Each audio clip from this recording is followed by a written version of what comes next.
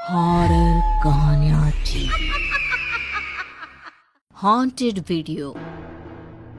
रुचि, अविनाश, सुमित और अनन्या ये चारों कॉलेज में एक साथ पढ़ते हैं और एक दूसरे की बहुत अच्छी दोस्त है। इन चारों को ही घूमने फिरने का बहुत शौक होता है, जिस वजह से वो हर सैटरडे और संडे शहर से बाहर घूमने जाया करते। आज फ्राइडे था और इसलिए ये चारों कॉलेज खत्म होने के बाद कहीं घूमने जाने का प्लान बना रहे थे। सुनो ना, शहर के बाहर ना वो पहाड़ी पर बड़ा सा रिसोर्ट है, वहां पर घूमने चलते हैं ना, बहुत अच्छी जगह है। तू पागल है क्या? पहाड़ों में घूमने जाएगी? क्या करेगी वहाँ पर? अरे करेगी क्या? जाकर फोटो खींचेगी, वीडियो बनाएगी, इसका और काम ही क्या है? भाई ये तो तूने बिल्कुल ठीक कहा।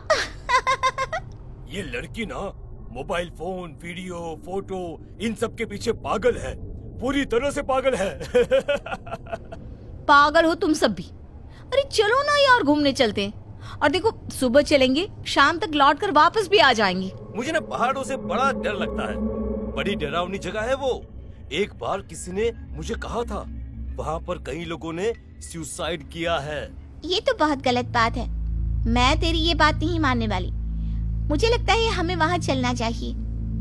अगर हम वहाँ नहीं गए ना तो ये डरपोक अविनाश हमेशा के लिए डरपोक रह जाएगा।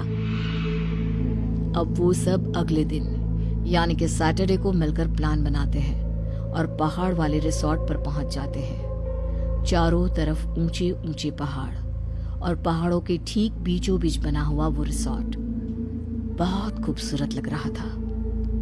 कुछ देर वहां रुकने के बाद रुचि, अविनाश, सुमित और अनन्या घूमने के लिए बाहर निकलते हैं। जैसे ही वो रिसोर्ट के गेट पर पहुंचते हैं तो वहां बैठा हुआ चौकीदार उन चारों की तरफ घूर कर देखने लगता है। तुम लोगों ने देखा वो चौकीदार हमें कैसे अजीब नजरों से देख रहा था। पता नहीं क्यों मुझे वो बहुत डरावना लग रहा था। अरे बस करना यार, मुझे तो वैसे ही बहुत डर लग रहा है। अब तू ऐसी बातें मत कर। तू ऐसी बातें करेगा ना तो मैं कहीं घूमने नहीं जाने वाला, वापस अपने घर चला जाऊंगा मैं। अरे बस करो यार, तुम दोनों लड़के होकर भी कितने डरपोक हो। तुम यहीं रुको, मैं उस चौकीदार से बात करके आती हूँ। नहीं अनन्या, उससे बात करने की कोई जरूरत नहीं है। अरे बूढ़ा आदमी है, देख रहा होगा ऐसी। लेकिन अनन्या किसी की बात नहीं सुनती और चौकीदार के पास पहुंच जाती है। देखो बेटा, यहाँ दूर दूर तक घना जंगल है और तुम जवान बच्चे हो। अगर किसी मुसीबत में फंस जाओगे तो तुम्हारी रक्षा करने वाला कोई नहीं होगा। अब कहना क्या चाहते हैं? यहाँ पर बहुत लोग घूमने आते हैं। आते तो हैं, लेकिन उनमें से आधे लोग ही अपने घर वापस जा पाते हैं। तुम मेरा फोन नंबर अपने पास रख लो, अगर कोई प्रॉब्लम आए तो मुझे फोन करना, ठीक है? अच्छा ठीक है। इतना कहकर अनन्या चौकीदार का फोन नंबर लेकर अपने चारों दोस्तों के साथ जंगल में घूमने के लिए चल पड़ती है। कुछ ही देर के बाद अनन्या के मोबाइल पर चौकीदार के नंबर से एक वीडियो आता है। इस चौकीदार ने मुझे ये वीडियो क्यों भेजा है? देखो तो सही। मुझे तो पहले से ही चौकीदार कुछ अजीब सा लग रहा था। मुझे पता है उसने जरूर कुछ गंदा सा भेजा होगा। बस तुझे डरा कर किसी बहाने से तेरा नंबर ले लिया। अगर उसने कोई ऐसा वैसा वीडियो भेजा है तो रिसोर्ट लौटने के बाद मैं उसकी अच्छी तरह से खबर ले लूंगा। अरे भाई पहले देख तो ले, आखिर वीडियो में है क्या? बिना देखे ही तुम लोगों ने पता नहीं क्या क्या कहानी बना ली है। हाँ मैं कोशिश तो कर रही हूँ, लेकिन यहाँ जंगल में नेटवर्क ही नहीं है, वीडियो डाउनलोड ही नहीं हो रहा। उसने मुझे कहा था कोई प्रॉब्लम हो तो हम उसे कॉल कर सकते हैं। कोई प्रॉब्लम नहीं है, चलो अब हमें चलना चाहिए। वो चारों आगे चलने लगते हैं। कुछ देर बाद मैं बहुत थक गई हूँ, मुझे प्यास भी लगी है, मैं थोड़ी देर बैठ जाती हूँ। अरे अनन्या, अरे चलना यार, देख सब आगे निकल गए। बस 2 मिनट सुमित, तुम रुचि और अविनाश के साथ आगे चलो ना, मैं बस 2 मिनट में आती हूँ। अब सुमित भी आगे बढ़ जाता है और अनन्या वहीं पर बैठ जाती है। कुछ देर के बाद अविनाश, सुमित और रुचि जब देखते हैं तो उन्हें एहसास होता है कि अनन्या अभी तक वापस नहीं आई। सुमित, तो अनन्या को छोड़कर आया था ना, कहाँ चली गई वो? अरे वही सामने उस पेड़ के नीचे तो बैठी थी, लेकिन अब तो नजर ही नहीं आ रही यार। उसके बाद अविनाश, सुमित और रुचि सब तरफ अनन्या को ढूंढने लगते हैं, पर बहुत कोशिश के बाद भी अनन्या उन्हें कहीं नहीं मिलती। तभी अचानक से सुमित अपना मोबाइल फोन ऑन करता है। उसके मोबाइल फोन पर अनन्या का भेजा हुआ एक वीडियो था। ये वीडियो मुझे अनन्या ने भेजा था। क्या पता उसने मुझे कुछ बताने की कोशिश की हो। अरे तो जल्दी देखना क्या है वीडियो के अंदर। काफी देर हो गई है, हम उसे कब से ढूंढ रहे हैं। अरे यार, यहाँ नेटवर्क का बहुत प्रॉब्लम है।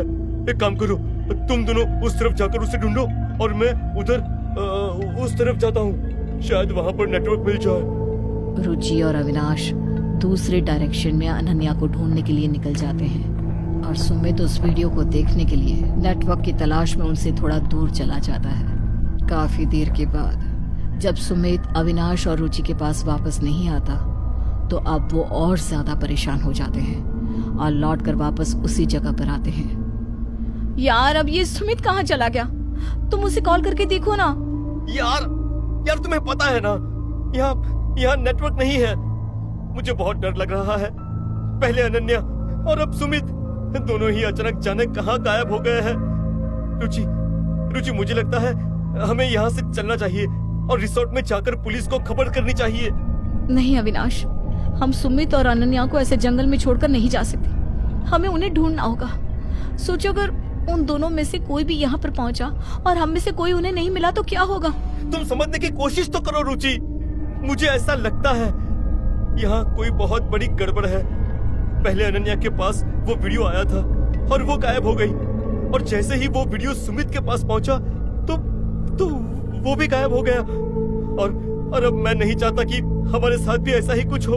तभी अचानक से अविनाश के मोबाइल फोन पर एक नोटिफिकेशन आता है और उसे भी एक वीडियो मिलता है। देखा, मैंने कहा था हमें यहाँ से चलना होगा रुचि। मुझे लगता है कोई तो है यहाँ पर, कोई काली शक्ति है जो हमारे साथ खेल खेल रही है। नहीं अविनाश, ऐसा कुछ नहीं है। हमें किसी भी तरह अब इस वीडियो को ओपन करके देखना होगा। नहीं, मैं तुम्हें ऐसा नहीं करने दूंगा। इस पर अब अविनाश भागते हुए वहाँ से रिसोर्ट की तरफ जाने लगता है। रुचि उसे रोकने की बहुत कोशिश करती है लेकिन वो नहीं रुकता। थोड़ी देर आगे बढ़ने के बाद जब अविनाश दौड़ते दौड़ते थक जाता है तो अचानक से उसका पैर एक पत्थर से टकराता है और उसका मोबाइल उसके हाथ से छूटकर जमीन पर गिर जाता है और उसके फोन की स्क्रीन पर वो वीडियो अपने आप चलने लगती है। ये वीडियो ये अपने आप कैसे चलने लगी? अविनाश मोबाइल के थोड़ा करीब जाता है तो उसे अचानक स्क्रीन पर एक बेहद डरावना चेहरा नजर आता है, जिसे देखते ही अविनाश डर के मारे अपनी आंखें बंद कर लेता है और देखते ही देखते मोबाइल की स्क्रीन टूटकर चकनाचूर हो जाती है। अचानक सब कुछ शांत हो जाता है। अब अविनाश जैसे ही अपनी आंखें खोलता है तो उसे ठीक अपने सामने पेड़ पर अनन्या और सुमित की लाशें लटकी दिखती है, जिसे देखते ही सुमित डर से चीखने लगता है।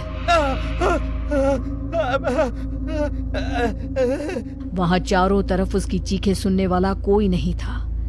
तभी एक बेहद डरावनी आवाज उसके कानों में गूंजी। उसने पलट कर देखा तो सामने वही चौकीदार खड़ा हुआ था।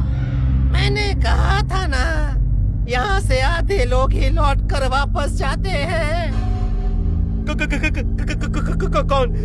कौन हो तुम? और ये मेरे दोस्तों को क्या हुआ है?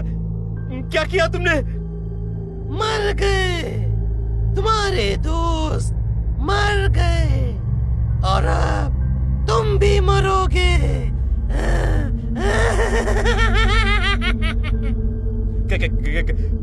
क्या बकवास है ये? क्या बकवास कर रहे हो?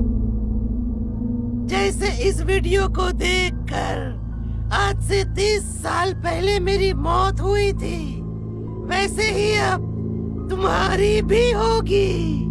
मैं तो बस यहाँ घूमने आया था, लेकिन इस वीडियो ने मुझे मार डाला। अगर तुम मर चुके हो तो सबको नजर कैसे आते हो? हाँ? क्योंकि मेरी आत्मा यहाँ कैद है और जब तक मुझे मुक्ति नहीं मिल जाती, मैं इस वीडियो को दिखाकर लोगों को मौत के घाट उतारता रहूंगा। नहीं, कैसे मिलेगी तुम्हें मुक्ति? बताओ मुझे, मैं तुम्हारी मदद करूंगा, लेकिन प्लीज मुझे जाने दो। जाने दो मुझे। चौकीदार बेहद भयानक तरीके से हंसने लगता है और बहुत देर तक हंसता रहता है। अविनाश को उसके हंसने की वजह समझ में नहीं आती। तभी रुचि भी वहां पहुंच जाती है। रुचि, रुचि, रुचि बचा लो मुझे, बचा लो प्लीज, रुचि। लेकिन रुचि को देखकर ऐसा लग रहा था जैसे उसे अविनाश ना तो सुनाई दे रहा था और ना ही दिखाई दे रहा था। रुचि, मैं यहाँ हूँ, मुझे बचा लो रुचि। अब वो न तुम्हें देख सकती है न सुन सकती है, पर वो मेरी बात जरूर सुनेगी।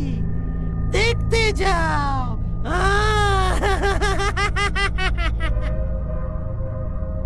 लेकिन क्यों नहीं सुन सकती वो मेरी आवाज? क्यों? क्योंकि अब तुम एक आत्मा हो, आत्मा बन चुके हो, तुम मर गए हो। तभी चौकीदार रुचि के पास जाता है। अरे आप यहाँ, आपने मेरे दोस्तों को देखा क्या? अरे नहीं, अरे मैं तो यहाँ किसी के चीखने की आवाज सुनकर आया था, लेकिन यहाँ तो कोई भी नहीं है। पता नहीं मेरे सारे दोस्त कहाँ चले गए, मैं उन्हें कहाँ ढूंढूं? ये देखो, मेरे पास तुम्हारे दोस्तों का एक वीडियो है। अभी कुछ देर पहले मैंने उन्हें ऊपर पहाड़ पर जाते देखा था। ये देखो देखो। और अब रुचि भी वो वीडियो देख लेती है और कुछ ही देर में पूरा जंगल उसकी चीखों से गूंज उठता है। देखते ही देखते उसके शरीर के टुकड़े हो जाते हैं। आज मेरी आत्मा को मुक्ति मिलेगी। इस लड़के की मौत के बाद मैंने 100 लोगों को वीडियो दिखाने का काम पूरा कर लिया है। अब मैं चैन से मर सकता हूँ।